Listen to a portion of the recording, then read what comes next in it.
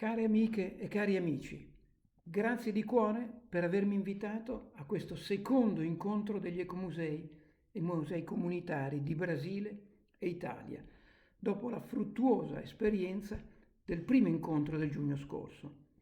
La carta di cooperazione che discutete oggi è un bel contributo al dibattito sulle sfide del presente e sul futuro da costruire che i musei stanno sviluppando in tutto il mondo. Innanzitutto, credo sia mio dovere come presidente dell'International Council of Museums evidenziare il drammatico contesto internazionale in cui si svolge questo nostro incontro. Mentre la seconda ondata della pandemia ci colpisce e moltissimi musei devono chiudere ancora una volta. Da più di 8 mesi la vita di ognuno di noi è stata travolta, professionalmente e personalmente. Il mondo dei musei sta attraversando la crisi più grave della sua storia moderna e il sentimento prevalente è una grande incertezza riguardo il futuro. Secondo la prima indagine ICOM sull'impatto del Covid-19, il 95% dei musei era temporaneamente chiuso, ma il dato che più aveva colpito il mondo intero era che per il 13% dei direttori il loro museo era a rischio di chiusura definitiva.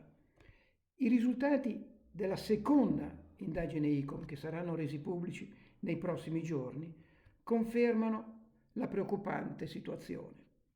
Da una parte rassicura sapere che la chiusura definitiva è ora visto come un reale pericolo da meno direttori, ma d'altra parte più della metà dei direttori conferma che i loro musei potranno operare solo con orari ridotti.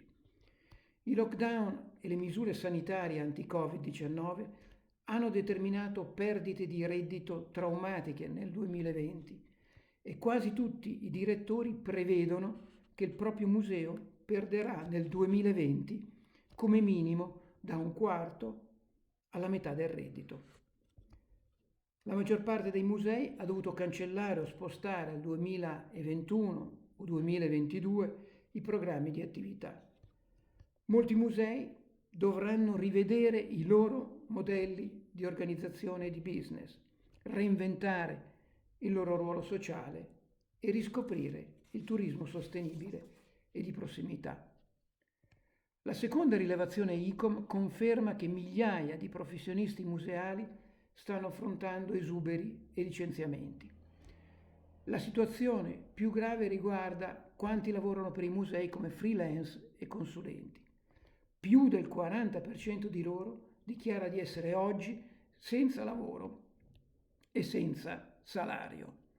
Si tratta in gran parte di giovani competenti e motivati. Rischiamo di perdere il loro contributo e il loro entusiasmo e ciò sarebbe una catastrofe per i musei e per le comunità. Il sostegno dei governi è indispensabile. Purtroppo, a livello internazionale, più della metà dei direttori denuncia di non aver avuto finora alcun sostegno pubblico, né diretto né indiretto. Un dato positivo è che continua il trend di crescita delle attività online dei musei, anche se la maggioranza dei musei è ancora poco attrezzata.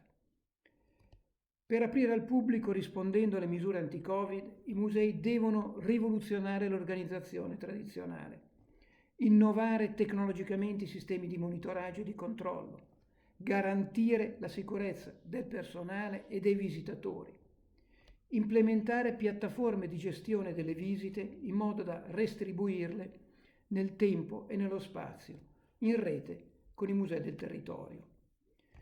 Sappiamo che il ritorno dei visitatori sarà lento e quanti lavorano nei musei stanno facendo miracoli per rassicurare sia i governanti sia i cittadini che visitare un museo oggi è un'esperienza sicura e gratificante come è sempre stato in passato. Nel breve periodo i maggiori timori espressi dai direttori sono proprio relativi alle difficoltà della riapertura e del ritorno del pubblico. Vi è una grande preoccupazione su come riuscire a garantire il benessere e la sicurezza del personale e dei visitatori.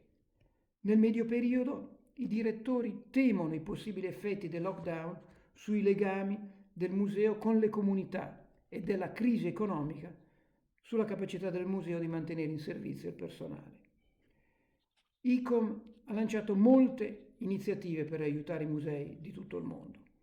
Oltre alle indagini globali che servono per evidenziare le difficoltà e necessità dei musei, ICOM si batte in tutte le sedi internazionali e nazionali perché i musei siano garantiti i necessari sostegni pubblici e coordina iniziative di advocacy affinché i musei rimangano nelle agende dei policy makers.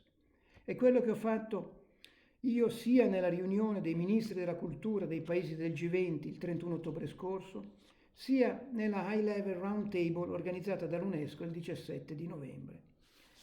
ICOM ha prodotto raccomandazioni tecniche, scientifiche e sociali per la riapertura, la sicurezza, la conservazione, la resilienza delle comunità, il digital outreach. Si trovano nel sito di ICOM che potete tutti consultare.